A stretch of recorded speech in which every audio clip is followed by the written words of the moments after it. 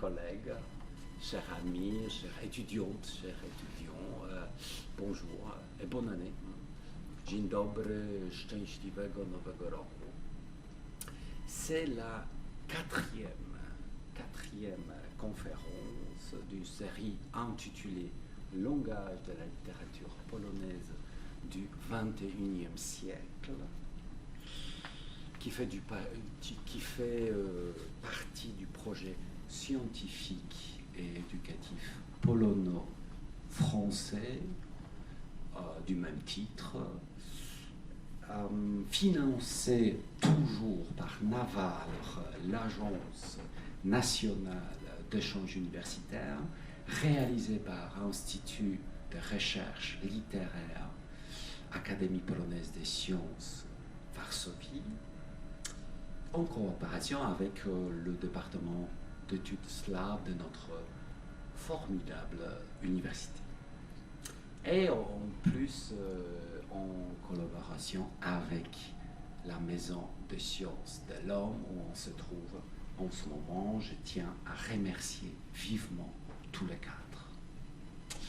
Comme la dernière fois, je m'appelle Piotr Severin Rosel et je suis à nouveau heureux de vous voir ici sur Teams, mais également sur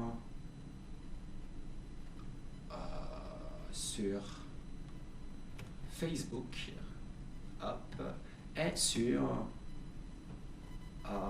YouTube, où il y a déjà plusieurs textes, photos, vidéos pour ceux et celles qui voudraient regarder les conférences précédentes, alors de l'année déjà passée. Cette année-là, j'espère, sera aussi favorable pour notre projet, d'autant plus que c'est 2023, alors 2 plus 2 plus 3, ça fait 7. Et vous connaissez déjà la musique, donc 7 conférences sur 7 écrivains et écrivaines, c'est-à-dire sur 7 langages littéraires uniques, idiomatiques, qui renvoient également à 7 discours présents dans le débat politique, social, culturel en Pologne actuelle. Tous ces langages et discours sont préparés par 7 spécialistes de cette ville: Paris, Varsovie, Prague, Cracovie, Wrocław, Katowice et Clermont-Ferrand, ce qui aboutit à cette vidéo diffusée sur YouTube, 7 reportages photos et enfin un livre, lui aussi composé de 7 chapitres. Et voilà, on obtient ainsi hashtag 7 x 7. Alors, dans le programme, vous trouverez ces langages et ces discours qui sont très importants, influents à présent en Pologne. Nous avons déjà entendu la conférence sur le langage de la deuxième génération de la Shoah. C'était Małgorzata Smorgon-Goldberg sur l'œuvre de Bożena Umińska-Kew. Sur ceux du féminisme, c'était Katarzyna Lisowska sur Izabela Morska, de la nouvelle masculinité, Wojciech Śmieja sur Stepan Twardog. Et ce qui nous attend encore, ce sont des langages empathiques. Donc en février, moi, sur Olga Tokarczuk, le tendre narrateur, langage LGBTQ+, donc Piotr Sobolczyk, sur Michał Witkowski, et enfin ceux de la culture centre-européenne, alors Mateusz Chmurski sur Andrzej Stasiuk. Ce matin, alors, Kinga Siatkowska-Kalba et la conférence intitulée Dorota Masłowska ou le langage de la pop culture. Kinga, donc agrégée des Polonais, depuis 2013, maîtresse des conférences à Sorbonne Université, UFR d'études slaves, département de polonais, et depuis quelques jours, je voudrais dire 7 jours, mais c'est pas vrai, depuis 5 jours, depuis mercredi, 4 jours, docteur habilité. Alors déjà, donc HDR, sa thèse de doctorat a été consacrée à Karol Iżykowski, l'écrivain et critique polonais de l'entre-deux-guerres. En 2007, elle a également traduit son roman Paouba, donc la Chabrak, les rêves de Maria Dounin, en collaboration avec Patrick Rozborski. Et puis, en 2013, elle a préparé et publié la nouvelle édition, révisée et augmentée, cette fois-ci avec Mateusz Chmurski. Depuis 2016, elle est co-directrice de la collection Textes des éditions Orbem à l'Institut d'études slaves. L'auteur de 2 ouvrages de diffusion du savoir, de 8 co-directions d'ouvrages, entre autres cartographie de minorités littéraires et autres en Pologne, avec Agnieszka Grudzińska. Donc ça, c'était en 2012. Et récemment, en 2022, représenter la Shoah après 1989 en Pologne et en France. Ça aussi également avec Agnieszka Grudzińska. Elle est en train de préparer la publication de 4 nouveaux ouvrages, dont les actes du colloque organisé en mai 2022, la crépuscule de paradigme, le canon culturel en Europe centrale, transgression et réhabilitation depuis la fin du XXe siècle. Et voici quelques articles, je cite de titres: Image de la capitale polonaise dans l'œuvre de Jerzy Pilch, Tomasz Piątek et Sylwia Hutnik, sur les ruines de la littérature engagée, la prose polonaise après 1989, Nomade postmoderne et le post-voyageur, ou le post-voyageur, point d'interrogation, la conception du voyage dans la fiction polonaise au début du XXIe siècle, Olga Tokarczuk, Andrzej Stasiuk, Joanna Batol. Comment ne pas représenter l'histoire, le petite histoire polonaise après 1989, la transgression comme norme, point d'interrogation, relecture d'un texte canonique de la culture polonaise à la fin du XXe et XXIe siècle, et le dernier, entre la guerre polono-russe et la nostalgie de l'URSS, Polo Cocktail Party de Dorota Masłowska et l'Est d'Andrzej Stasiuk. Donc on voit clairement que ce qui se répète, c'est donc après 89. Donc c'est une césure évidente, voilà. Mais pour nous aussi une sorte de révolution langagière, parce qu'à partir de ce moment-là, donc à partir de l'ouverture de la Pologne vers l'Ouest, tous ces langages ont devenu possibles, hein, féminisme, voilà, puis LGBTQ, etc., etc. D'une manière générale, la recherche de Kinga Szatkowska-Kalba se concentre sur la transgression du paradigme romantique dans la culture polonaise après 89, sur un corpus littéraire, mais aussi cinématographique. Donc le paradigme, c'est quelque chose qui dépasse la culture, qui ne se limite pas à la culture, qui englobe tout, hein. C'est un modèle, et donc pour la culture polonaise, depuis la première moitié du XIXe siècle, avec ces 3 grands poètes, prophètes, Mickiewicz, Słowacki, Krasiński, ce qui s'est commencé, voilà, leur paradigme romantique qui durait très longtemps, tout au long du XXe siècle, et on peut dire aussi qu'il revient aujourd'hui de temps en temps, malgré tant de tentatives de le transgresser.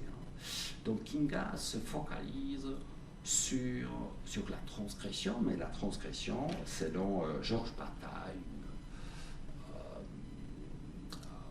voilà, donc selon la définition classique, c'est pas finalement l'abolition de la loi, mais son renforcement, parce que si on s'oppose tout le temps à ce paradigme, ça veut dire qu'il est en vigueur encore, qu'il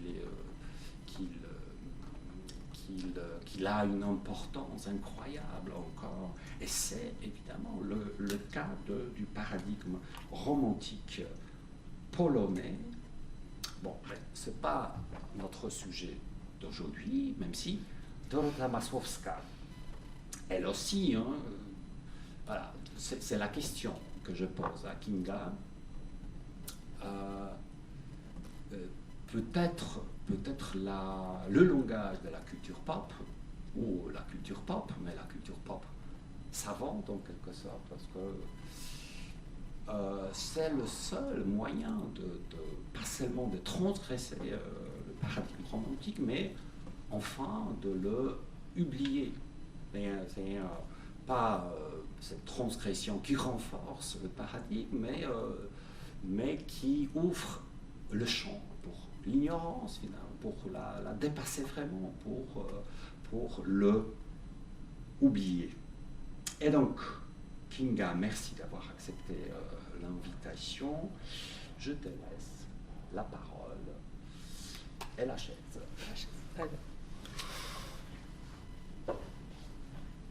Merci beaucoup Piotr pour cette présentation. J'espère d'être à la hauteur. Hein, voilà. Bon, effectivement, je vais peut-être rebondir sur ta question, hein, parce que c'est pas tellement le thème de mon intervention. La question du paradigme romantique, je l'aborderai pas, hein, puisque le sujet aujourd'hui, ce sont les langages.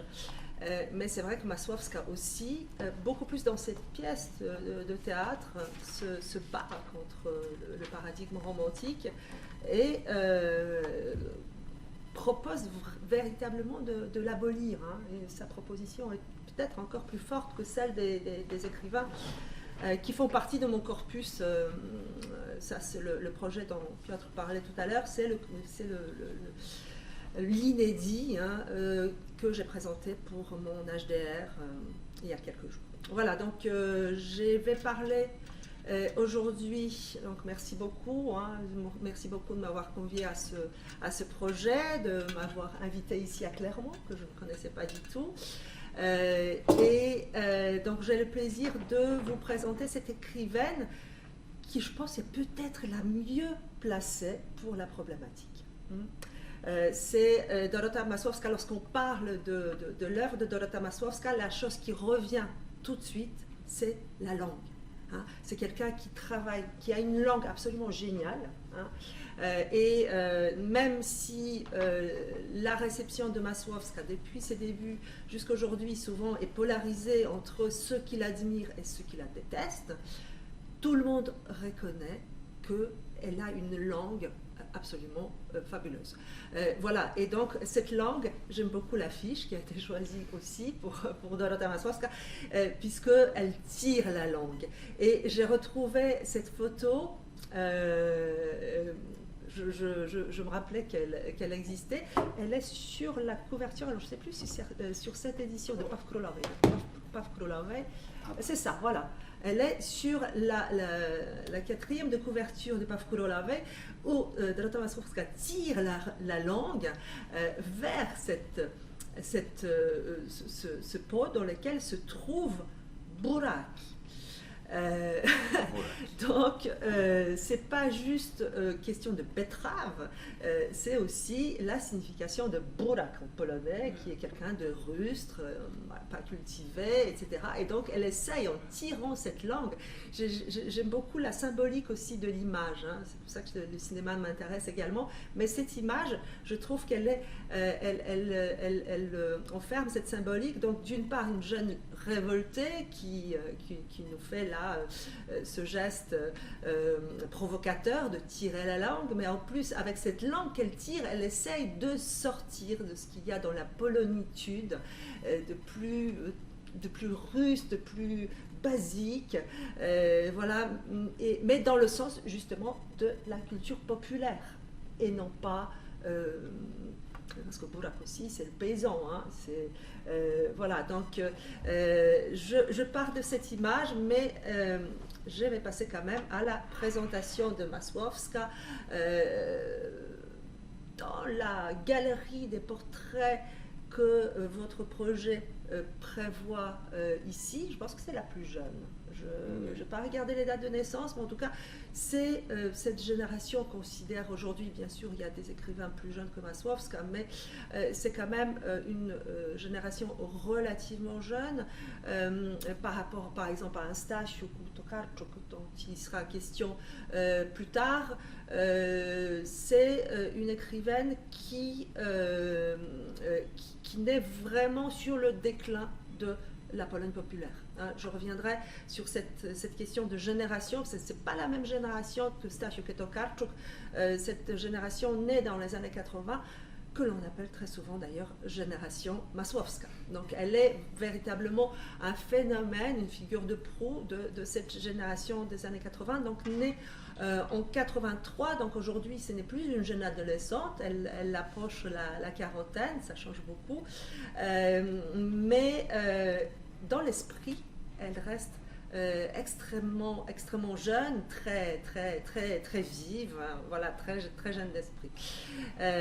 Alors, son œuvre, vous la voyez sur la diapo ici, elle est née à Wejherowo, une banlieue de Gdańsk en fait, hein. C'est un petit village au départ, mais qui est devenu une sorte de banlieue de Trójmiasto, donc de cette métropole Gdańsk, Gdynia, Sopot, et elle commence très jeune. Donc c'est pour ça qu'on garde, on l'a souvent présentée comme une Françoise Sagan polonaise, donc une très jeune fille qui surprend tout de suite avec la maturité de son regard, et donc elle commence à 17 ans par un petit texte intitulé Mięśnie skrzydeł. Celui-ci n'a pas été traduit, mais ça veut dire les muscles des ailes. On voit bien aussi ce qu'il y a de poétique et de très concret dans cette image. Et c'est un concours lancé par le mensuel, non, c'est pas un mensuel, c'est un hebdomadaire. J'ai fait une faute sur ma diapo, mais c'est pas grave. Enfin, un journal, une revue féminine, Twój styl, et qui a parfois des idées assez intéressantes. Et donc, en 2000, le concours de journal des Polonaises, journal des Polonaises, est gagné par Dorota Masłowska qui a 17 ans. L'année de son bac, donc 2001-2002, tout en préparant son bac qu'elle passera brillamment, elle écrit son premier roman, le roman qui sort sous le titre Wojna polsko-ruska pod flagą biało-czerwoną. Ce long titre en polonais a été rendu en français par Paul Koktaj Parti. Ça n'a rien à voir. La traduction, je pense qu'elle est difficile pour plusieurs raisons. D'une part parce qu'il est difficile de faire la différence entre rosyjski et ruski. Donc dans le roman, Zofia Bobowicz, je pense qu'en forte collaboration avec sa petite fille, hein, parce que Zofia Bobowicz, lorsqu'elle traduit ce roman, elle a déjà son âge. Or, il faut quand même connaître la langue des jeunes pour la saisir. Je pense qu'il y a eu une collaboration familiale. Enfin, on rigole que c'est plus sa petite fille qui l'a traduit. Enfin, elle rend Ruski par Ruskov. Ça va tant que c'est un substantif. Et lorsqu'on essaye de former l'adjectif, on est un peu dépourvu. Donc voilà, c'est vrai que c'est une relation polono-russe ou polonais par rapport à l'Est, parce que c'est plus ça, c'est même pas Ruski, c'est pas uniquement un Russe. Ruski, c'est lui qui est à l'Est de la Pologne, c'est beaucoup aussi l'Ukrainien, Biélorusse, voilà, c'est tous ceux qui sont, hein, c'est Orient, hein, par rapport à la Pologne. Voilà, donc cette traduction, alors je parlerai plus longuement de ce roman tout à l'heure, évidemment. Deuxième roman sort 3 années plus tard, en 2005, intitulé Paw Królowej. traduit encore une fois pas du tout de manière littérale. Je commenterai le titre tout à l'heure en passant à ce roman parce que c'est un titre très complexe dans lequel il y a beaucoup de références. Donc la traduction passe outre et le livre est sorti dans l'excellente traduction de Isabelle Janes-Kalinowski, Tchatch ou crève. Puis en 2006, sa première pièce de théâtre. Donc, sur la diapo, vous voyez, j'ai mis en bleu les romans, en vert les pièces de théâtre ou associées, parce que j'ai beaucoup de mal à finalement classer. Et tout à l'heure, dans le couloir, on a eu cette discussion. Est-ce que les deux dernières publications de Masłowska, Inni ludzie, donc Les autres gens et Bowie, Warszawie, Bowie à Varsovie, qu'est-ce que c'est comme genre? Est-ce un roman? Est-ce une pièce de théâtre? Est-ce un poème? Est-ce un roman poétique? C'est difficile, très difficile à classer. Et j'ai apporté quelques ouvrages. Par exemple, Inni ludzie se présente comme une œuvre poétique. On l'ouvre, ça ne ressemble absolument pas à un roman. Voilà, avec des illustrations aussi, c'est quelque chose qui caractérise l'œuvre de Masłowska. Mais en tout cas, les trois romans qui ont davantage une forme romanesque, donc c'est ce que vous voyez en bleu sur la diapo. En 2008, la pièce de théâtre Między nami dobrze jest. Ces deux pièces de théâtre ont été traduites par Kinga Joukaviel, une collègue de l'université de Toulouse. Très bonne traduction aussi. La première, la traduction est littérale. La deuxième passe outre, propose « Vive le feu ». On s'entend bien.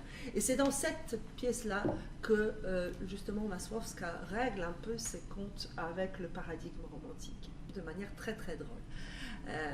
Parce que la langue de Masłowska, ce que je pense qu'on le verra aussi, c'est une langue vraiment très amusante, très drôle. En 2012, troisième roman dont je parlerai tout à l'heure, Kochanie, zabiłam nasze koty, traduit toujours par Janes Kalinowski sous le titre Chérie, j'ai tué les chats, et j'en parlerai tout à l'heure. Et enfin, ce qui reste en blanc, ce sont ces textes davantage journalistiques, des essais. Voilà, Jak zostałam wiedźmą, une sorte d'autobiographie qui analyse en même temps sa position, sa posture dans la culture polonaise, parce qu'elle est à la fois portée par la notoriété de son premier roman et victime aussi de la notoriété de son roman. Et quelqu'un qui a dû, depuis ses débuts, se battre contre cette célébrité qui peut être très lourde à porter quand on devient célèbre à 19 ans. Quand on est sur le devant de la scène littéraire et culturelle, quand on est l'objet de l'admiration et des attaques, parce que ça va tout de suite avec, c'est compliqué. Et donc, comment je suis devenue une sorcière, Wiedźma. Mais Wiedźma, c'est la sorcière qui s'invente. On a Wiedzieć, n'est-ce pas, dans la racine. Donc, voilà. Et puis après, des feuilletons paraculinaires. Assez drôle aussi, et je n'ai pas sur la diapo, c'est vrai, comment je suis devenue le maître du monde sans sortir de la maison, en 2 volumes aussi. Ce sont ces feuilletons qui montrent que finalement notre monde virtuel, pas besoin de présence physique, mais virtuellement on peut rester chez soi et pourtant dominer le monde. Et c'était avant la pandémie.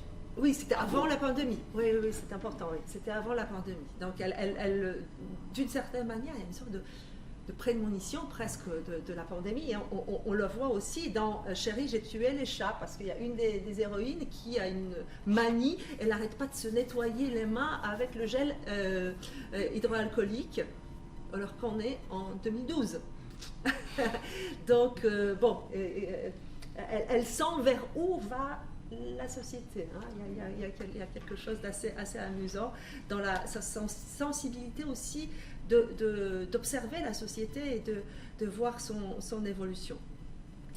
Elle a aussi une deuxième casquette. Alors celle-ci, je la connais moins bien. Je pense qu'elle est quand même moins intéressante, mais c'est intéressant de voir que son style, son oreille, plutôt l'oreille qu'elle a pour la langue, l'amène assez logiquement vers la musique. Et donc, elle est aussi chanteuse sous le pseudonyme Mr. G. Donc, elle a publié pour l'instant, si je ne m'abuse, un seul disque, Społeczeństwo jest niemiłe, la société n'est pas gentille, en 2014. Mais je pense que c'est cette sensibilité, surtout d'auteur de textes, pour les rappeurs, qui est intéressante. Voilà.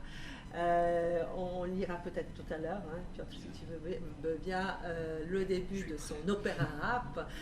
Vous allez voir, c'est une langue qui rappe. Voilà, je reviens à ça. Et donc, pour cette présentation, je propose un choix générique, c'est-à-dire je vais me limiter à ce qui est véritablement romanesque, hein, pour ne pas me perdre dans cette œuvre quand même qui est déjà assez riche. Donc, je vais me limiter à ces 3 romans, d'autant plus que je trouve qu'il y a une évolution, une sorte d'ouverture qui englobe déjà un espace de plus en plus large, mais une vision de société de plus en plus large. On a déjà suffisamment de problématiques concernant justement la langue de Masłowska. Bien sûr, c'est pour ça que le titre de la diapo, c'est ce choix problématique ou choix de la problématique. On pourrait me reprocher pourquoi je mets de côté ces pièces dramatiques. Je pense que c'est une question de temps, tout simplement. Voilà, et peut-être pour notre publication, j'élargirai à ces pièces de théâtre. Mais là, je me limite à ces 3 romans aussi parce qu'ils sont accessibles en traduction française et que les éditeurs français pourront les lire. Non, j'en ai apporté qu'un seul exemplaire de traduction, le premier roman, sous le titre Polokoktaj Party. Voilà, donc je propose voir Wojna Polsko-Ruska comme le langage des jeunes, qui se limite au village, ou à la banlieue plutôt, de Wejherowo. Ensuite, Tchatchoukrev, donc Paw Królowej, comme le langage du showbiz, ou le langage des célébrités, de milieu un peu des artistes, justement de la culture pop. Et enfin, Chérie, j'ai tué le chat, comme le langage globalisé, en même temps déraciné, perdant sa spécificité polonaise. Et là, donc, si Tchatchoukrev se passe à Varsovie et plus précisément dans le quartier anciennement populaire et devenu très à la mode, Praga, ce dernier roman se passe dans une sorte de métropole qui, on ne sait pas très bien si c'est New York ou Varsovie. Hein. C'est une sorte de vision un peu fantastique d'une métropole qui est à la fois New York et Varsovie, et dans laquelle on voit l'américanisation, hein, de la société polonaise. Alors, d'abord donc, Wojna Polsko-Ruska, sur cette diapo, je montre les premières éditions, hein, les éditions qui datent de l'année de sa sortie. Donc vous voyez déjà 2 éditions en 2002, donc c'est un véritable phénomène. Masłowska aime bien accompagner ses ouvrages des illustrations, et notamment les dessins de Maciej Sieńczyk. Hein, donc on a les BD qui entrent dans le texte, dans cette édition que vous voyez ici de Wojna Polsko-Ruska, mais on verra ensuite aussi dans Paw Królowej, aussi avec des dessins un peu décalés, un peu décoiffants, des BD. qu'on verra aussi avec Witkowski, je pense, dans l'intervention de Piotr Sobolczyk. Hein. Voilà, alors pour montrer aussi l'engouement pour ce roman, d'autres rééditions. Hein, donc, ah oui, donc la première maison d'édition qui a publié ce livre, Lampa Iskra Boża, qui en fait était issue d'une revue, hein, et c'était une toute petite maison d'édition. Mensuelle. Oui, c'est ça, cette fois-ci mensuelle, et qui, grâce à la publication du premier roman de Dorota Masłowska, a été propulsée en tant que maison d'édition, donc elle a un peu fait fortune de cette maison d'édition. Et le livre a été repris ensuite, donc il y a une publication de Świat Książki et surtout noir sur blanc avec une réédition de ce type, une réédition dans le cadre des œuvres complètes de Dorota Masłowska, hein, avec cette couverture plus sobre cette fois-ci, et puis celle qui vient de sortir, qui est l'édition pour le 20 ans, parce qu'on vient de fêter 20 ans de la première édition de Polak Oktaj Party, toujours aux éditions noir sur blanc, avec cette couverture-là. On verra aussi le film tout à l'heure, je vais montrer. La traduction française, connaît déjà 2 éditions, donc c'est pas rien. Hein. Un écrivain polonais qui, en espace de quelques années, connaît l'édition d'abord dans une maison d'édition, certes très liée avec la Pologne, noir sur blanc, mais ensuite, avec édition poche, c'est dire quand même l'intérêt pour ce roman, et en 2012, édition numérique. Donc on peut se procurer des e-books de Polak Oktaj Party en ligne, c'est facilement accessible. Et Dorota Masłowska, je pense que c'est une des écrivaines les mieux connues parmi cette jeune génération en France. Donc c'est un phénomène, c'est un véritable phénomène, d'abord un phénomène éditorial, 40 000 exemplaires vendus en quelques semaines. La première édition, s'il y a une deuxième édition la même année, c'est parce que la première est épuisée tout de suite. Donc cette deuxième illustrée que je montrais tout à l'heure, et une troisième exclusive en peu d'exemplaires la même année. Donc on a 3 éditions sur la première année. Or, le livre sort l'été. Hein, parce qu'elle l'écrit durant son bac, elle le rend l'été juste après le bac, donc c'est sur l'espace quand même de quelques mois. Il faut voir ces trois éditions. Dans Gazeta Wyborcza, on a 30 articles à l'occasion de sa sortie. Du jamais vu. Hein, 30 articles critiques, alors parfois ce sont des petits entrefilés, mais ce sont des articles critiques, des recensions, mais quand même 30 articles. Elle est nominée pour le prix Nikkei. Elle ne reçoit pas pour ce roman-là. On s'y oppose. On s'y oppose pour des raisons justement de la langue. La langue jugée trop vulgaire. Et donc elle reçoit le prix du public et le prix de jeunesse à Berlin en 2005. En tout cas, ce phénomène éditorial ouvre véritablement la voie aux débutants jeunes, très jeunes.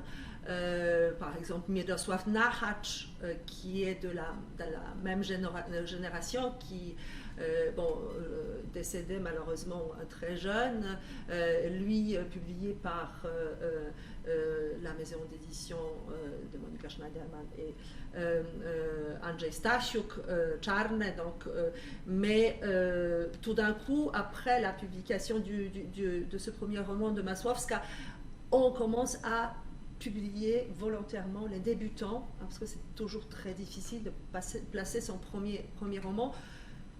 Et grâce à elle, finalement, on ouvre les maisons d'édition pour ces jeunes. On parle de génération Masłowska, on parle même de Masłowszczyzna. ce néologisme qui est formé à partir du nom propre de Masłowska, mais qui n'est pas forcément très... assez péjoratif quand même. Hein. C'est... Przybyszewszczyzna, voilà, il y a quelque chose de péjoratif plutôt. Alors, c'est Jerzy Pilch qui propose ce terme-là, alors que lui, il apprécie beaucoup Masłowska. Jerzy Pilch est un écrivain plus âgé qu'elle, de génération née dans les années 50, mais il le propose un peu pour provoquer ceux qui sont critiques vis-à-vis de l'œuvre de Masłowska. Voilà, et alors, fait amusant, Gazeta Wyborcza en 2010 propose une forme de sondage parmi les chercheurs, pas juste le public, parmi les chercheurs. Je ne sais plus combien de chercheurs ils sont interrogés, mais quand même un échantillonnage assez important. Et pour demander qui serait prix Nobel de littérature polonais en 2040. 2040, c'est en 2010, donc dans 30 ans. Et numéro 1 sur ce sondage, c'est Dorota Masłowska. Tokarczuk arrive pas très loin dans mes souvenirs, mais non, on ne la prévoit pas. En 2010, on pense que le talent qui peut porter la littérature polonaise, c'est Dorota Masłowska. Voilà, donc c'est véritablement un phénomène dans la société, c'est aussi un phénomène culturel. Alors très souvent, on qualifie ce premier roman de la subculture des jeunes de banlieue. C'est très difficile à traduire, Pierwsza powieść dresiarska. Ça vient, dresiarz vient de dress, pantalon de jogging, puisque donc dans cette subculture des habitants des banlieues, des jeunes un peu délinquants, souvent dealers de drogue, chanteurs de rap. Il y a une tenue vestimentaire au début des années 2000 où ils portent le pantalon de jogging, justement, c'est une sorte de manifeste presque culturel, ce pantalon de jogging. Et donc de ce dress, on parle de dresiarz. Et on qualifie ainsi ce roman. Or, évidemment, il ne s'agit pas d'un roman réaliste et il n'est pas du tout apprécié par ce milieu de dresiarze parce que certes, ils s'y reconnaissent, mais ils n'aiment pas qu'on les représente. Donc, elle joue un dialogue avec cette subculture. C'est donc la culture de rue, une culture de rue qui ce type de culture de rue, parce que ce n'est pas la première non plus à montrer la culture de rue en Pologne, mais cette ville polonaise quelconque, Wejherowo, n'est pas du tout présentée comme un village balnéaire, loin de là. Et donc c'est cette ville sans identité, sans caractère propre et sans système de valeurs. On l'appelle aussi la shooting star à la polonaise. Effectivement, dans ce roman, on parle beaucoup de sexe, de drogue, d'alcool, de vol. Donc on pourrait dire que ce sont des thèmes. On lui reproche justement d'aborder ce genre de thème. Et si on regarde justement les autres genres, le film notamment qui a été tourné d'après ce roman, on reste toujours dans la même problématique. Mais ça ne se réduit évidemment pas à ça. Ça ne se réduit pas à ça. Et Masłowska, on parle souvent, en parlant d'elle et parlant de cette génération, on l'appelle génération zéro. Pourquoi génération zéro? Non pas parce qu'ils n'ont rien à proposer, mais parce qu'ils ont l'impression d'avoir rien vécu. Leurs grands-parents ont vécu l'histoire, ont vécu la Deuxième Guerre mondiale, donc c'est la génération de la Deuxième Guerre mondiale. Leurs parents ont vécu la PRL, la Pologne populaire, souvent engagés dans l'opposition, donc ils ont vécu l'histoire aussi.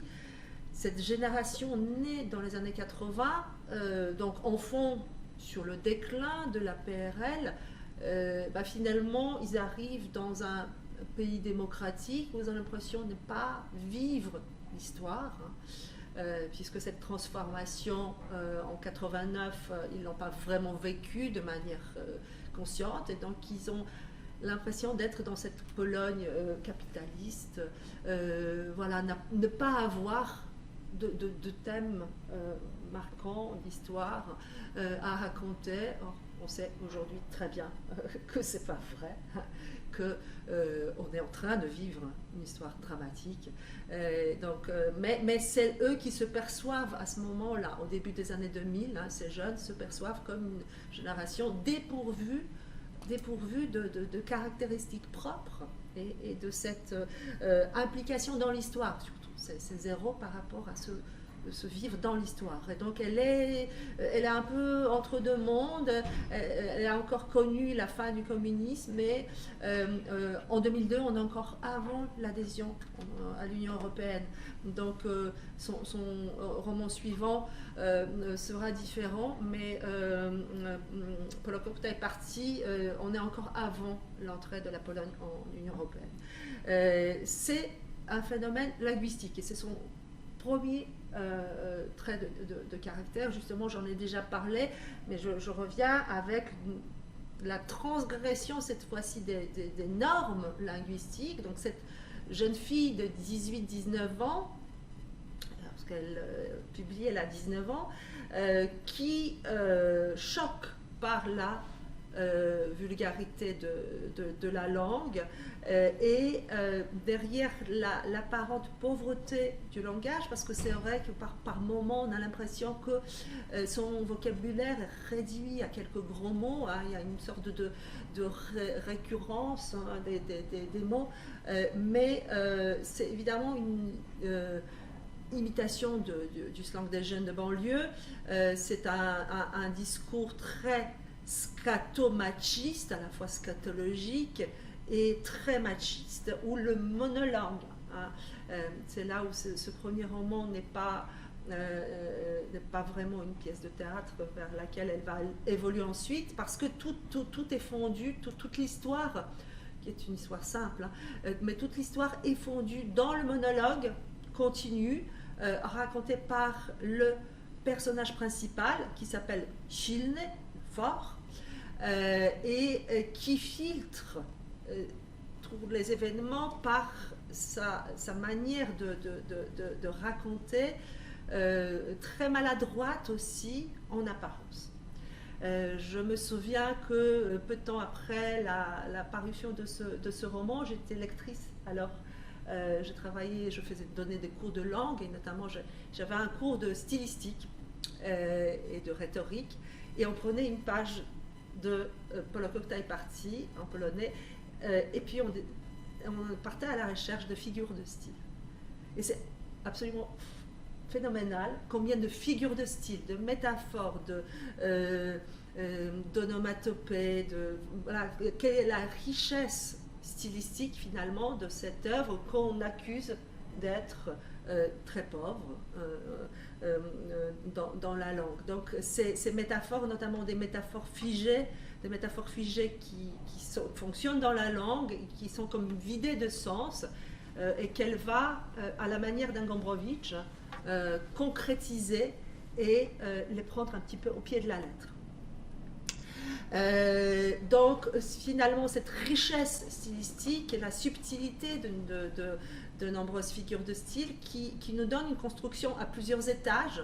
On a l'impression que c'est un accolage hasardeux des clichés de la langue, alors que en fait c'est très travaillé. C'est très travaillé, c'est pas forcément toujours réfléchi en amont, hein, et c'est là où se cache le génie de Masłowska. C'est que Masłowska, évidemment, à 18-19 ans, elle ne va pas planifier tout ça. C'est pas un pigre qui a fait des études de lettres et qui écrit son doctorat.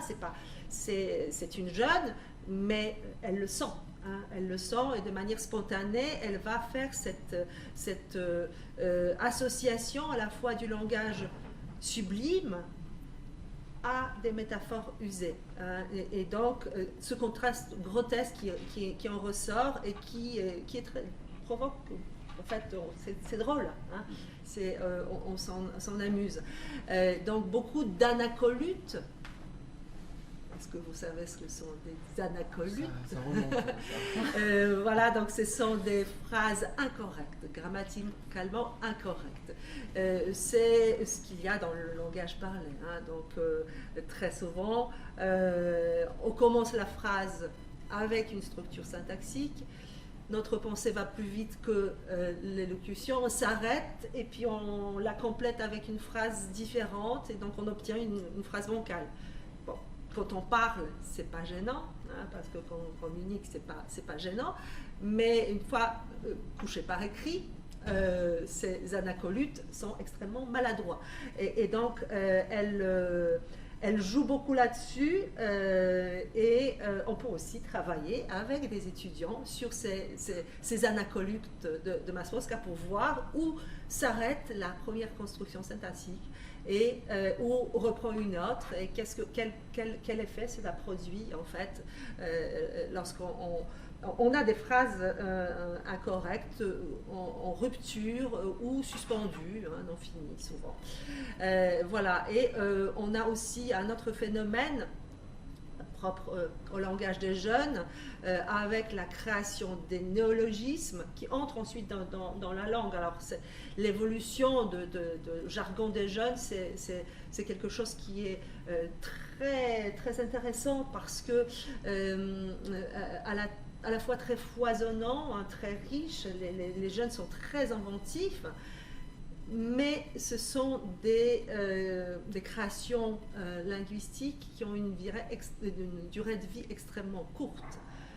Très souvent, en fait, ce sont des jeunes plutôt de l'âge des collégiens, hein, lycéens déjà moins, mais dès que le langage officiel et notamment le langage publicitaire est très friand de ces inventions dans la langue des jeunes, dès que la langue médiatisée, on va peut-être pas dire officielle, mais médiatisée, s'en saisit, le vocabulaire meurt très très vite. En espace d'1 ou 2 ans, meurt très vite. Alors au départ, les chercheurs essayaient de saisir cette langue des jeunes en faisant par exemple des dictionnaires. Je me souviens, j'avais suivi ces dictionnaires, il y avait au moins 3 volumes, il y avait Wyczesane słownik, Grubo, enfin, voilà, mais ils se sont aperçus que le temps que la rédaction du dictionnaire arrive à son terme et qu'on édite, c'est dépassé. Voilà. Donc c'était et donc pareil, Masłowska capte cette langue, mais cette langue aujourd'hui, pour des jeunes d'aujourd'hui, non, elle est plus d'actualité. Donc c'est le langage des jeunes quand même des débuts des années 2000. Donc on est dans une... alors d'une part, cette langue que j'appelle la langue Frankenstein, parce qu'elle est composée d'éléments hétéroclites et forme quelque chose qui, au prime abord, repousse. N'est-ce pas? Donc il faut vraiment vouloir regarder et apprécier, mais aussi c'est une langue qui imite la langue, n'est-ce pas? La mimésis, hein, la mimésis en tant que le principe d'imitation, elle ne cherche pas ici à imiter le réel. Ce n'est pas possible, ça fait un moment que on le sait grâce à Iżykowski notamment, si on veut faire le lien entre Iżykowski et Masłowska, c'est justement, voilà, quand même, dans mes recherches, c'est que la mimésis est impossible, et donc la seule mimésis qui nous reste, c'est la mimésis langagière, c'est-à-dire la langue de la littérature qui imite une langue. Et donc dans ce roman, c'est très clairement, c'est la langue des jeunes. C'est un phénomène littéraire aussi, je vais passer peut-être plus rapidement là-dessus, parce que évidemment c'est la langue qui crée le monde représenté, et ce héros narrateur qui s'appelle Andrzej Rybakowski, qui dit Chilne le Fort, est un personnage d'idiot, mais dans le sens de Yurodivy, n'est-ce pas, le sens russe d'un idiot savant. hein, donc il n'est qu'un apparent idiot, parce que Masłowska va mettre dans sa bouche très souvent aussi des propos des philosophes, des citations littéraires, donc c'est une création littéraire assez amusante. C'est un anarchiste à tendance dictatoriale. C'est un misogyne, mais qui a une dévotion vis-à-vis de sa mère absolument extraordinaire. C'est un xénophobe, un chauviniste, mais qui voit le monde en rouge et blanc, mais finalement la polonité, il ne sait pas très bien ce que c'est. Donc ce personnage qui est plus qu'une vraie création réaliste, d'un héros romanesque. C'est une sorte de médium par lequel passe la vision du monde qui est imposée par la culture des médias, hein, n'est-ce pas? La culture des médias, l'idéologie à laquelle Schill ne comprend rien, hein, et donc il répète certains slogans, voilà, mais en même temps une sorte de philosophie d'un apparent simplet, hein, qui peut avoir une réflexion très intéressante. Donc l'histoire est très simple, hein, 3 jours, 3 filles. Je ne vais pas m'étendre là-dessus parce que faut que je regarde le temps quand même qui passe, mais ce roman s'inscrit dans la tradition, dans la lignée de littérature dite banaliste, hein, comme un Białoszewski, Chłasko ou Stasiuk. On verra avec Stasiuk aussi, ce sont des événements et des choses très, très banales. Il se passe pratiquement rien dans ce roman. Il boit, il se drogue, il fait une sorte de petite une scène de vol dans un McDo. Voilà. On pourrait résumer vraiment en 3 phrases l'histoire du roman, mais c'est pas là où se niche la richesse. La richesse est aussi dans le dialogue que mène Masłowska avec d'autres textes. Alors certains disent ouais, ça c'est la résurgence de ces révisions pour le bac. Peut-être, mais je pense qu'il n'y a pas que ça. On a du Shakespeare, on a Hippocrate, on a évidemment Mickiewicz, Gombrowicz, Kochanowski, Kafka, etc. Et parfois ce sont des références intertextuelles à plusieurs étages, c'est-à-dire on va avoir la référence à Gombrowicz qui lui-même évoque Proust,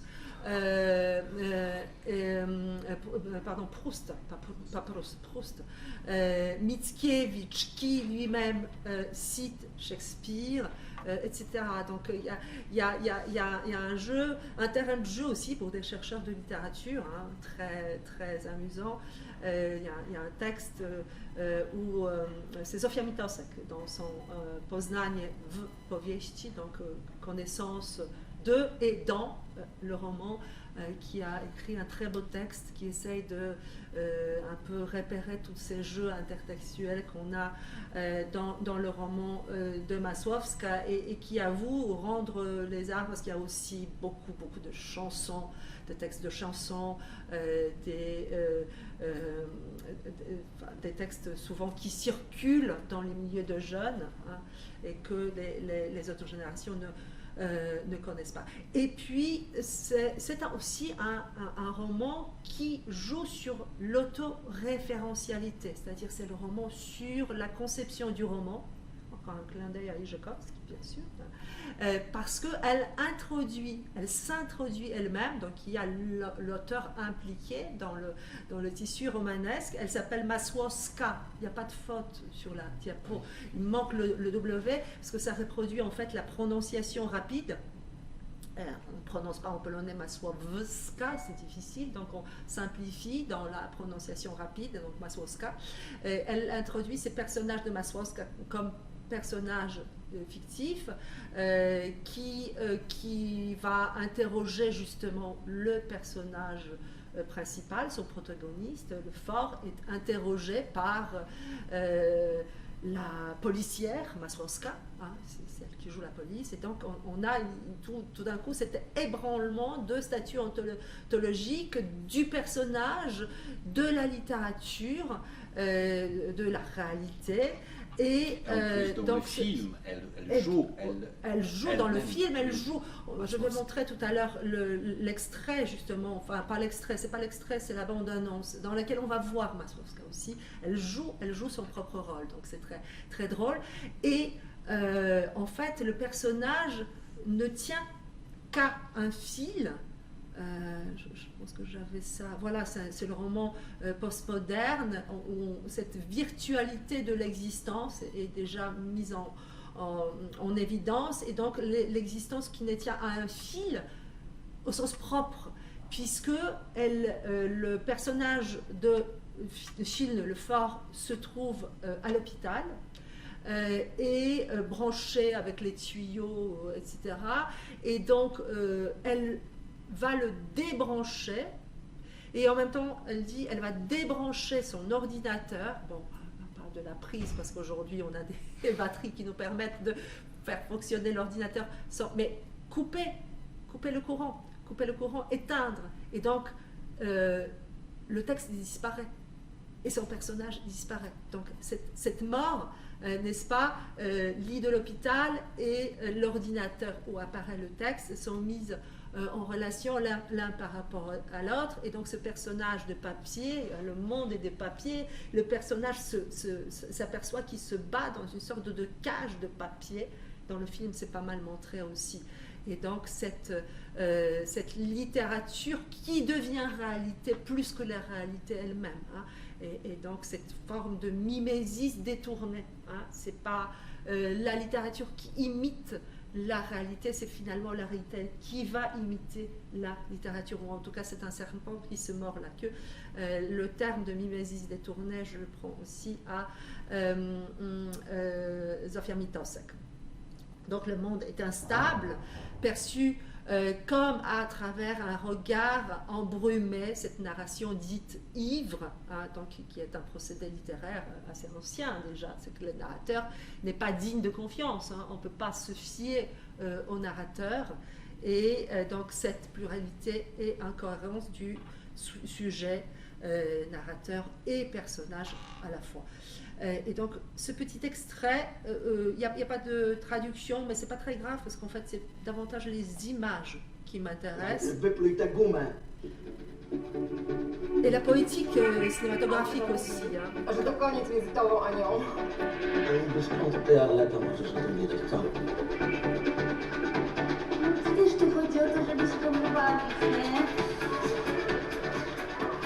To ja mogę, to ja rozumiem.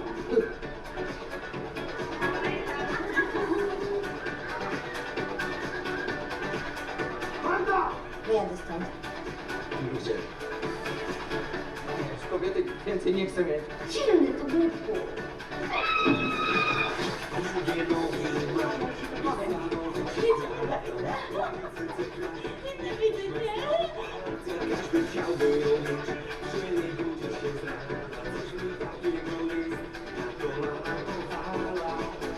Magda?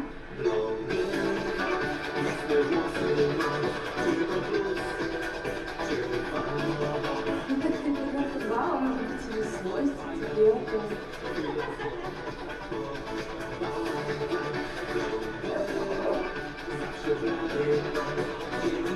Żebyś mi już nie powiedział, że ja tak wyglądam.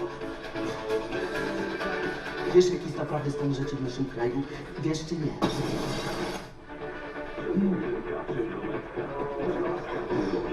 Ja jestem Nata. Magda wyjeżdża.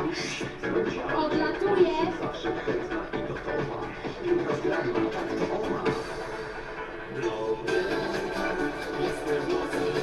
To na wieść oma, gdzie się autobusem na tamten świat jechała?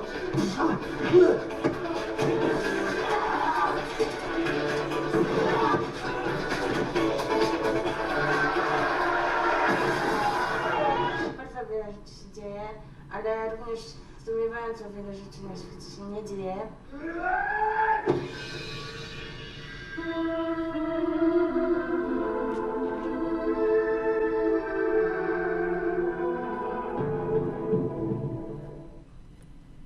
Évidemment, ça date, hein, c'est pas Vkroutsov qui vous avez pu voir cette poétique dans laquelle Ksawer Żuławski, le fils d'Andrzej Żuławski, hein, le plus jeune, hein, tellement plus très jeune aujourd'hui, en 2009, il a tourné dans cette poétique de clip vidéo, ce montage très particulier, voilà, référence aussi beaucoup à des jeux vidéo, hein, donc des effets spéciaux que l'on voit ici, qui, je trouve, reproduisent pas mal le principe qu'on a dans la langue, et donc ce passage dans un autre médium, ce voyage intermédial, hein, c'est quelque chose aussi qui m'intéresse beaucoup, comment d'un genre artistique, hein, donc de la littérature, on passe au cinéma. Je trouve que c'est quand même assez intéressant de voir ce que Żuławski a fait avec ce film, qui n'est pas un film inoubliable dans l'histoire du cinéma polonais, mais qui est quand même une adaptation très, très intéressante.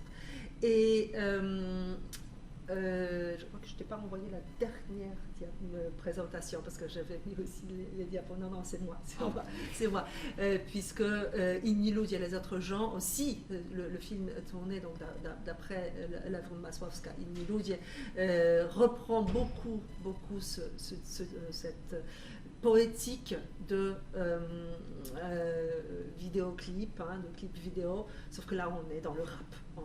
Oui, et c'est plus sombre que, à mon avis. Hein. Oui, c'est plus réaliste, mais on a quand même, enfin bon, c'est pas le sujet, mais il y a une sorte de, il y a des liens entre le film de Żuławski et Inni Ludzie. Bon, je passe maintenant à Paw Królowej, Ciaczu Krew, qui a été très souvent décrit comme opéra hip-hop ou opéra rap. Pourquoi hip-hop rap? On verra tout à l'heure avec la lecture, hein, parce que c'est un texte qui est conçu comme des textes de rappeurs pour des longs extraits quand même, mais aussi pourquoi opéra? Parce qu'il y a une pluralité de voix. Il y a une pluralité de voix, tous les personnages ne parlent pas la même langue, et donc il y a une sorte de dialogue entre différents personnages. Alors, il a été couronné cette fois-ci par le prix Nikkei, et très souvent on a dit c'est parce qu'on n'a pas voulu donner pour Wojna Polsko-Ruska qu'on a donné cette fois-ci. Moi, je trouve ce roman aussi très intéressant, mais il ne fait pas le même scandale, et il n'a pas la même notoriété que le premier roman de Masłowska, c'est indéniable. Il touche un public moins important. Il a servi à des pièces de théâtre aussi, à la création des pièces de théâtre. Paw Królowej, c'est un spectacle dont la première a eu lieu en 2012 et que j'ai vu encore proposer ce même spectacle en 2022 dans un festival. Donc c'est Stary Teatr de Cracovie qui a fait une adaptation théâtrale de ce roman, qui est un roman, hein, clairement, c'est pas une pièce de théâtre, et traduit en français sous le titre Ciaczu Krew. Masłowska prévient le futur traducteur par ce passage très provocateur, que je pense que Noir sur Blanc reprennent dans leur publicité. Il convient d'empêcher la traduction éventuelle de ce livre dans d'autres langues, car le comportement des protagonistes trahit un faible niveau de moralité, ce qui donne pour l'Occident une image négative de la Pologne. Bon, évidemment, c'est un pied de nez aux reproches. D'ailleurs, elle dialogue beaucoup avec ceux qui se sont exprimés de manière négative à la publication de son premier roman. Donc elle reprend le reproche qu'on lui a fait de la pauvreté de style, de la vulgarité de la langue. Elle le reprend en son compte, elle en fait son arme. Hein. Et donc là aussi, la traduction éventuelle, c'était un enjeu. Et j'avoue que je suis assez admirative face à la traduction faite par Janusz Kalinowski. Ce texte est appelé même dans le texte même et qu'on considérait non pas comme un roman ou comme un texte, mais comme une chanson.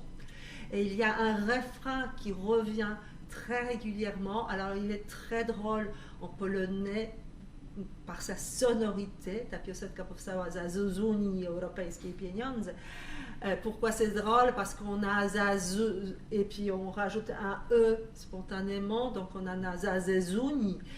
Bon, en français, cette chanson est sponsorisée par le Fonds de l'Union européenne.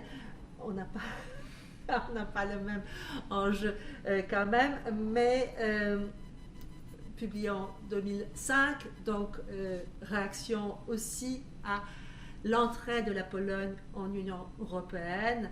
Le personnage central de ce roman est un chanteur de la musique pop. Et donc là, on est vraiment dans le langage de la culture pop. Il s'appelle Stanisław Retro et il se lie, enfin, entre en couple avec Patrycja Pitz.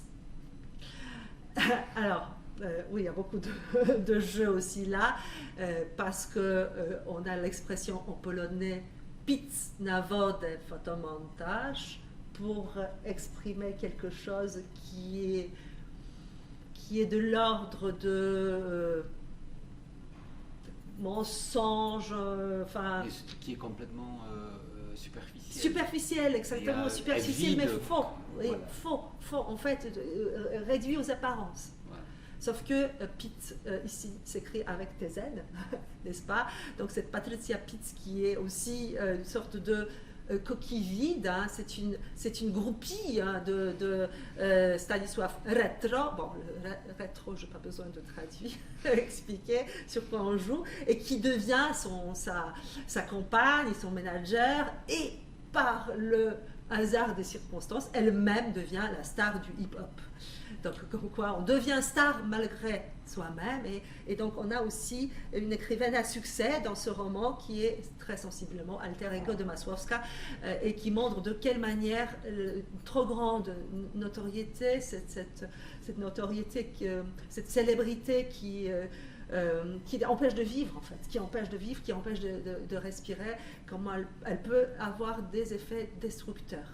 Et donc tout ce petit monde qui vit dans le quartier de Prague, qui côtoie des SDF, etc.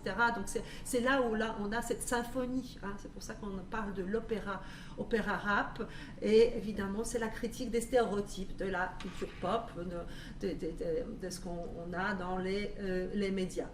Voilà, alors donc on va peut-être écouter Piotr, moi je ne sais pas rapper, on va écouter Piotr qui va rapper. Moi non plus. Un petit extrait. Je suis pas rappeur, mais donc ça sera une sorte d'imitation langagière, c'est-à-dire de la mimésis langagienne et performative. Ouais. J'imite pas la réalité, mais j'imite des rappeurs qui imitent la réalité. Donc on est tout au début de ce roman, Praw Królowej. Je me prépare, comme ça. Hej ludzie, pora się zbudzić, posłuchajcie tej historii o tym, jak był pożar w bucie.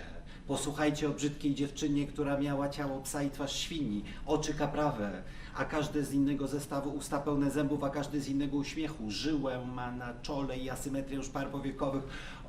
Uchroń nas Boże, nikt takiej brzydkiej nie chciał ani znać, ani żaden chłopak nie chciał jej dymać, bo patrząc na taką twarz, zaraz zły każdemu wydawał się świat, a Bóg katolicki USA pastorem, 20-10 totalizatorem, spotorowym, ślepnącym żonglerem, rock'n'rollowym, hochsztachterem, hipnotyzerem z Magra. Gdynia, co przedstawia ci dziewczynę, której najpierw podłożył świnię z tysiąclecia stadionu żółtym cwaniakiem, co sprzedaje ci hrabinę, Brzydalinę jako super ekstra twoją nową superlaskę, etc. Nazywała się Piz Patrycja i mieszka gdzieś 00910 Woronicza, przystanek telewizja, tam gdzie każdy Polak wyobraża sobie, że jest najpiękniejsza w Polsce ulica, a idzie nią w biały dzień Torbicka, etc., etc. C'est ce rythme-là. Hein, voilà. Merci beaucoup. Merci beaucoup. Je vais quand même pas m'aventurer parce que je ne rappe pas du tout. Mais vous voyez sur la diapo suivante la traduction française qui reprend le rythme. Et vous, là, il est temps. Allez, réveillez-vous. Écoutez un peu l'histoire d'un incendie dans une chaussure. Écoutez, c'est l'histoire d'une jeune femme, etc. Bon, je m'arrête là parce que je ne sais pas rapper, mais on voit très bien que le rythme français est différent du polonais. Mais il y a le rythme. Et pour la petite histoire, une de mes étudiantes, il y a des années, malheureusement je n'ai pas gardé son mémoire, a écrit un mémoire de master qui voulait être une critique de la traduction de Paw Królowej. Elle s'est cassé les dents parce qu'elle s'est aperçue que finalement la traductrice l'a très bien rendu parce que elle a choisi ce qui avait le plus important dans le livre, c'est-à-dire le rythme. Et les écarts éventuels d'une traduction littérale ont été faits pour pouvoir garder un rythme comparable en français. La langue française n'a pas le même accent que la langue polonaise. La langue polonaise est accentuée sur l'avant-dernière syllabe, la française sur la dernière, ainsi de suite. Donc elle a, de manière spontanée, hein, parce que je lui posais la question, est-ce qu'elle a vraiment étudié? Parce que l'étudiante s'est amusée à former des pieds, hein, vous savez, comme des pieds dans la poésie classique. Elle a dessiné ses pieds et elle s'est aperçue que la traduction française reprenait aussi la même régularité des pieds, sauf que les pieds étaient différents. Parce que le rythme français et polonais est différent. Et j'avais annoncé que j'allais parler du titre et finalement je ne l'ai pas fait, Paw Królowej. Paw Królowej se fonde, alors je vais peut-être revenir sur la couverture polonaise, voilà, puisqu'on a ici le pan, hein, polonais Paw, donc c'est le pan, donc littéralement le pan de la reine, hein, donc il y a effectivement une reine qui, derrière laquelle se cache Masłowska, évidemment, mais Paw en polonais c'est aussi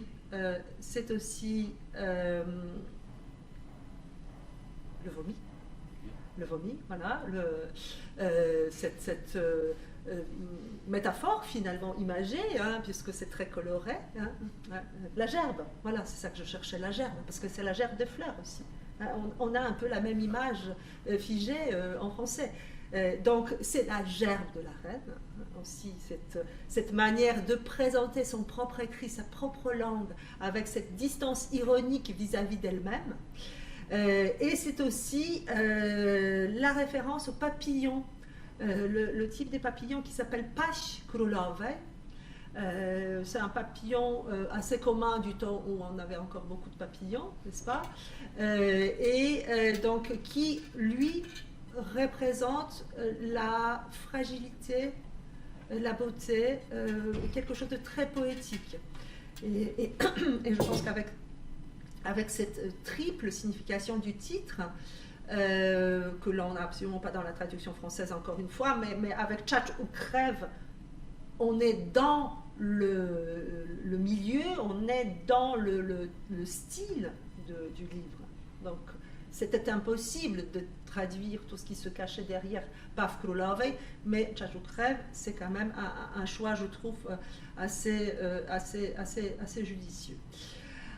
Voilà, et donc le troisième roman sur lequel je terminerai cette présentation, Chérie, j'ai tué les chats, que je titre comme ou le langage déraciné, paraît en 2012.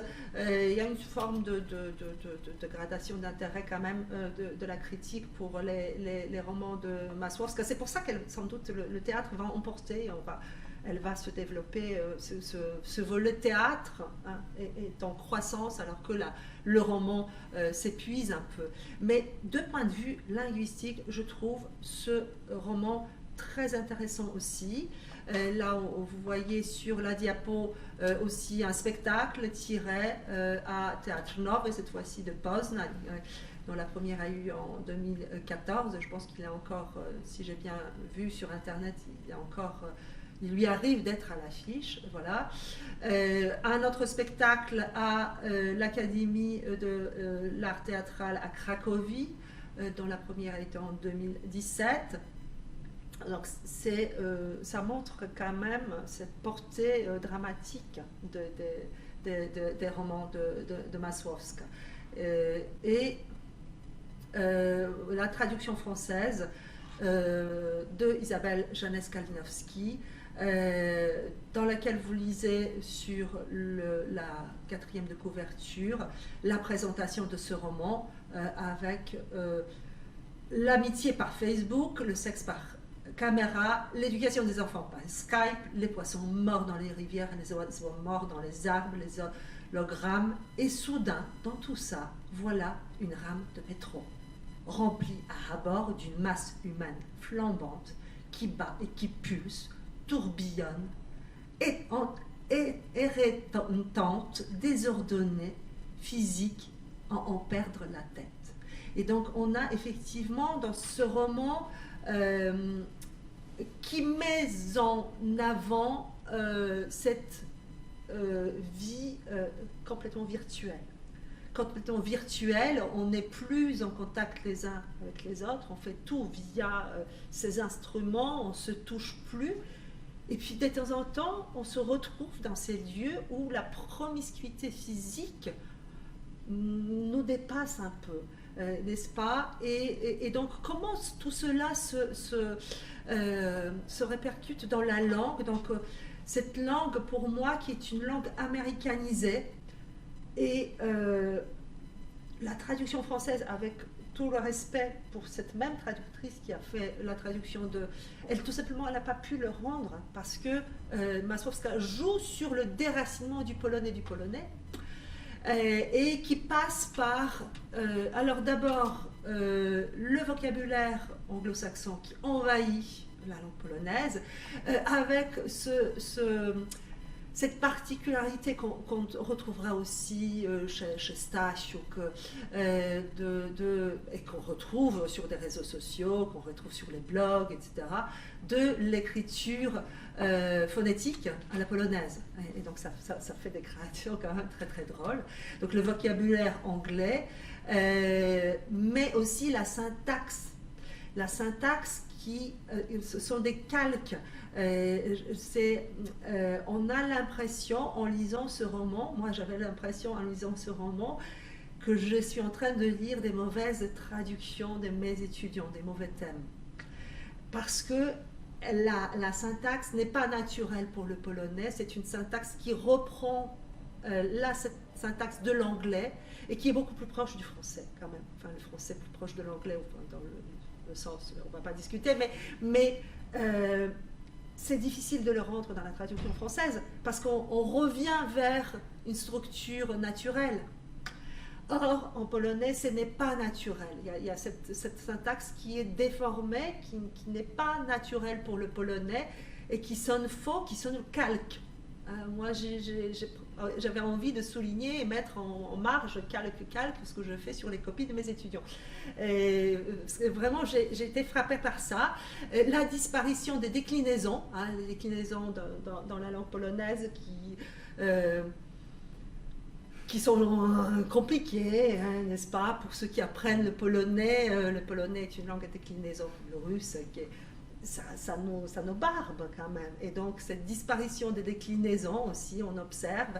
Et tout ça, malheureusement, on ne retrouve pas dans la traduction, parce que dans la traduction, il n'y a pas la déclinaison. Et même quand on a des noms propres, il faut revenir au nominatif, n'est-ce pas? Et donc, on a l'impression par moment que c'est une traduction automatique.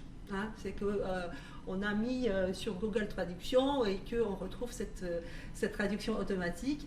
Et alors, évidemment, c'est la langue, encore une fois, remplie de slogans publicitaires, un peu de ces formes creuses de la presse féminine, des dialogues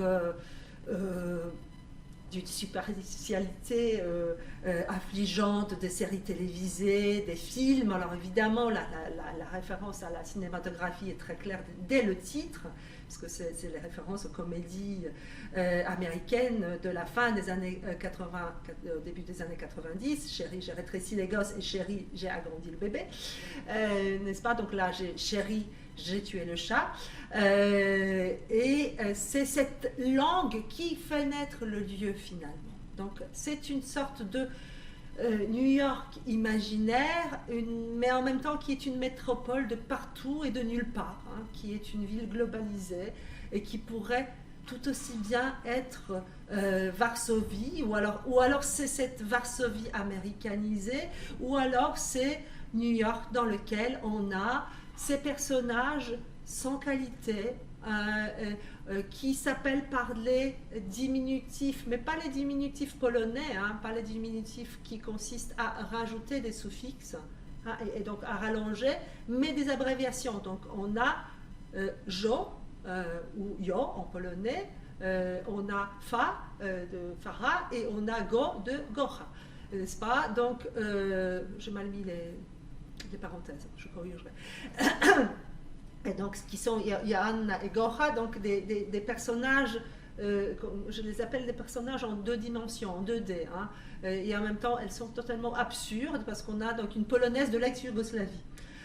Polonaise de l'ex-Yougoslavie illustre la perception de l'Europe par les Américains, hein, qui ne savent pas différencier l'Yougoslavie de la Pologne, enfin, ils ne savent pas du tout où ça se trouve, connaissent absolument pas ni la géographie ni l'histoire, mais en même temps il y a une forme de mode, il y a une mode pour les pays de l'Est, donc ces pays de l'ex-domination soviétique, et qui se traduit par la mode d'avoir grandi dans un HLM avec vue sur le mur de Berlin, avec vue évidemment symbolique.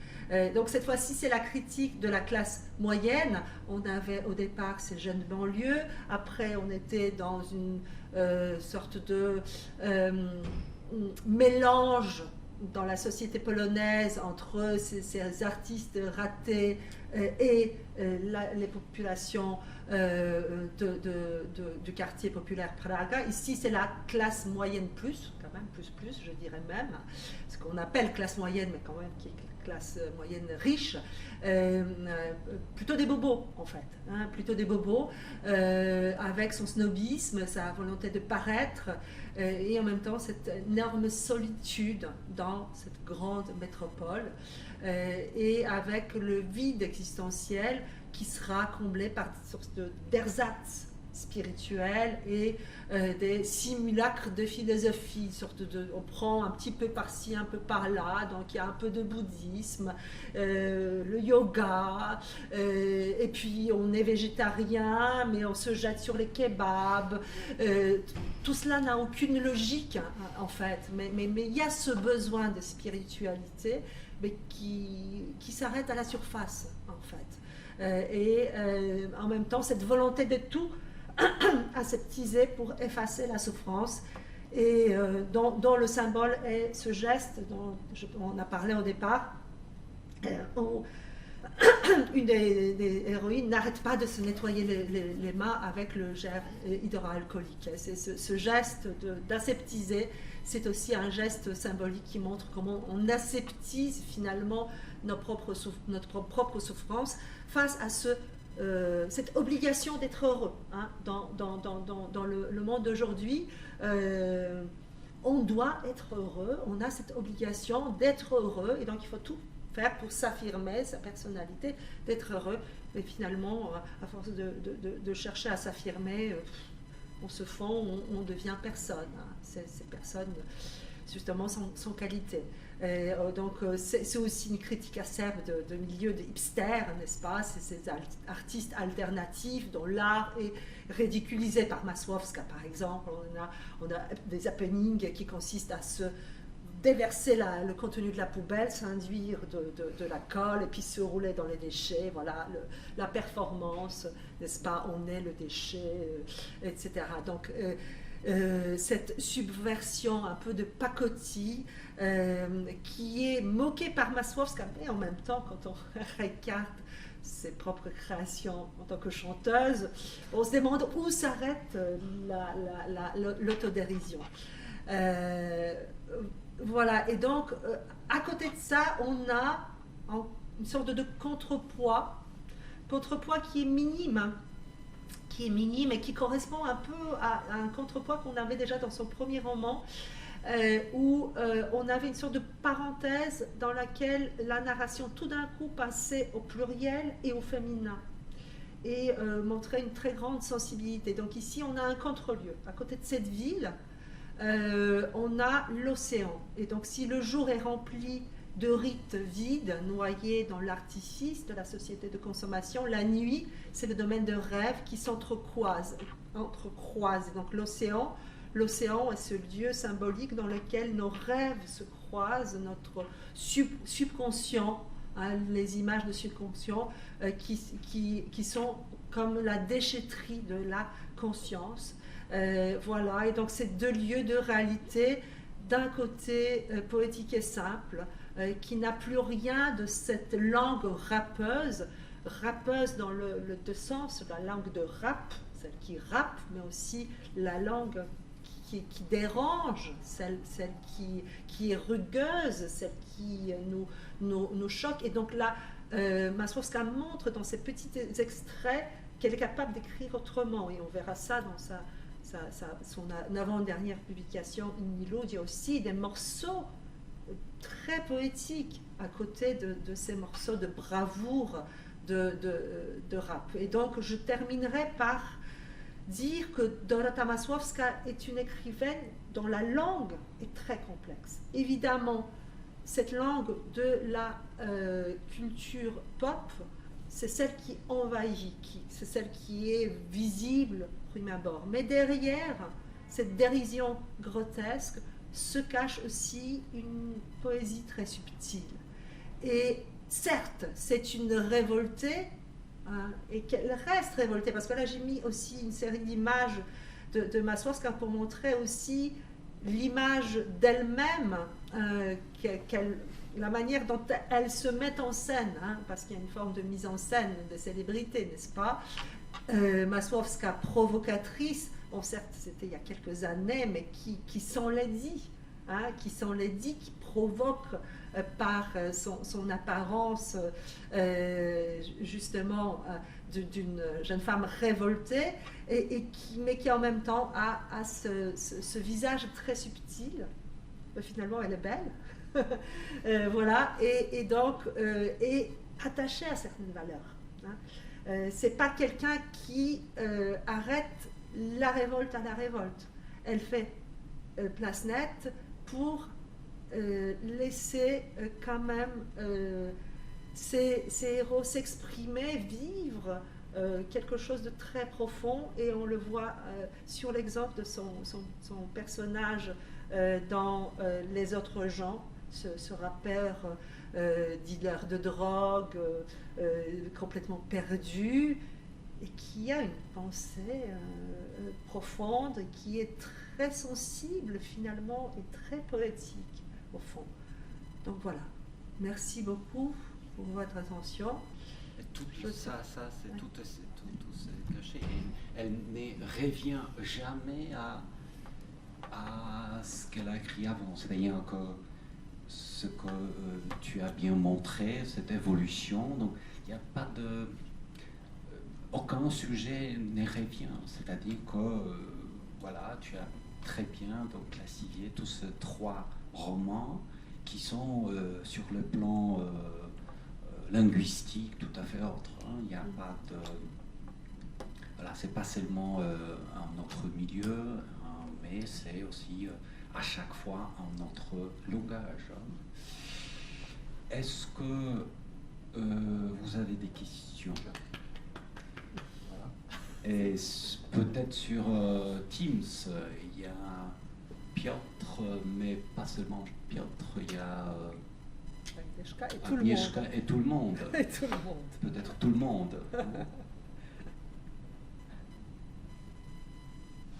Piotr. Je peux. Oui. Vous m'entendez? Oui. Vous m'entendez? Oui. Merci pour cette intervention excellente.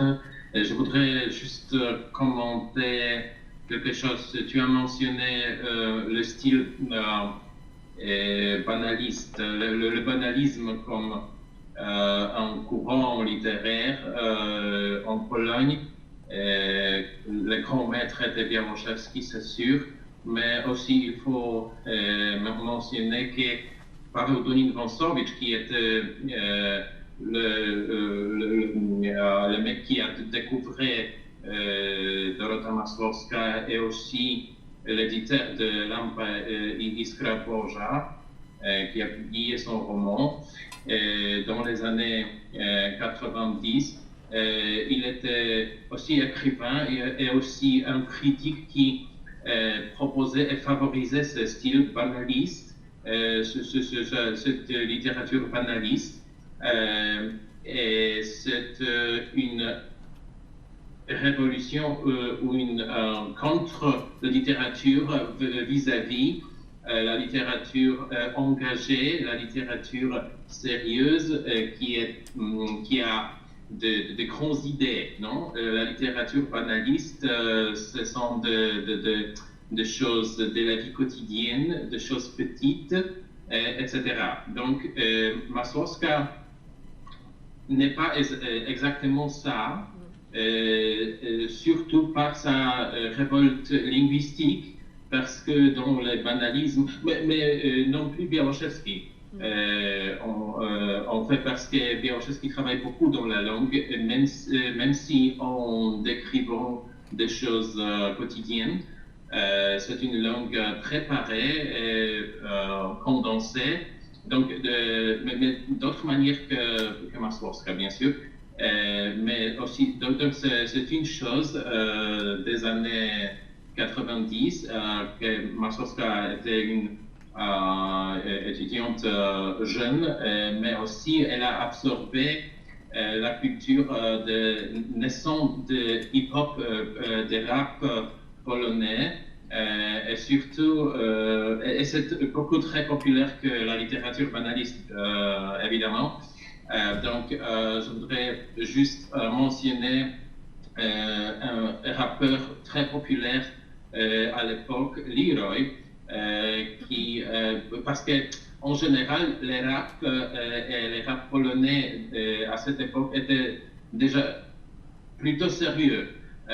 Donc, la littérature de Masłowska, non, mais Leroy employait beaucoup de métaphores et un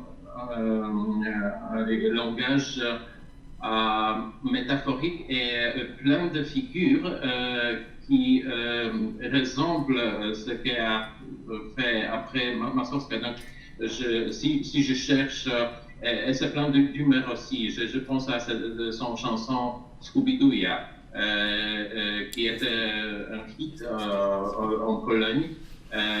Plein Scooby-Dooya, c'est une métaphore de baiser.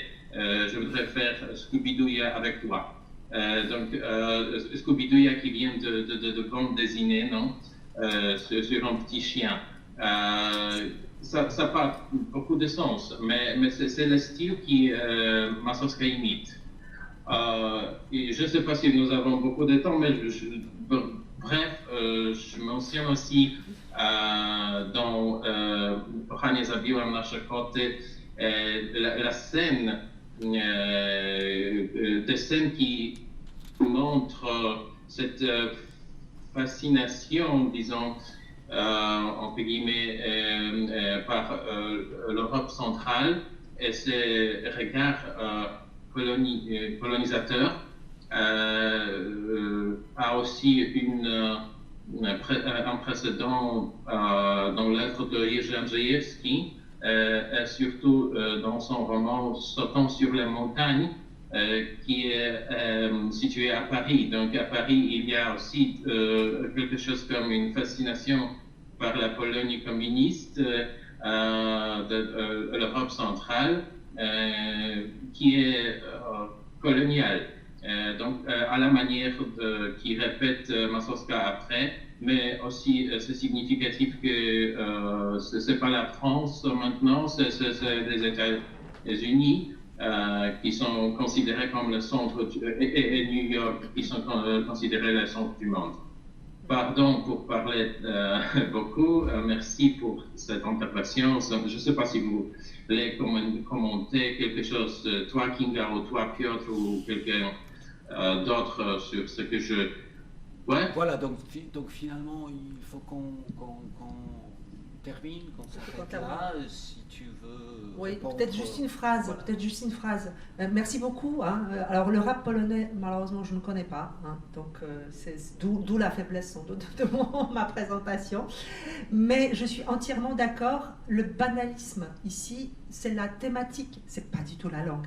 Et justement, cette banalité de l'histoire permet de déplacer tout le poids vers la langue, parce qu'on ne raconte pas une histoire intéressante. Ce qui se passe réellement, ça se passe dans la langue. Et là, on n'est pas du tout dans quelque chose de banal. Et chez Białoszewski, c'est exactement la même chose.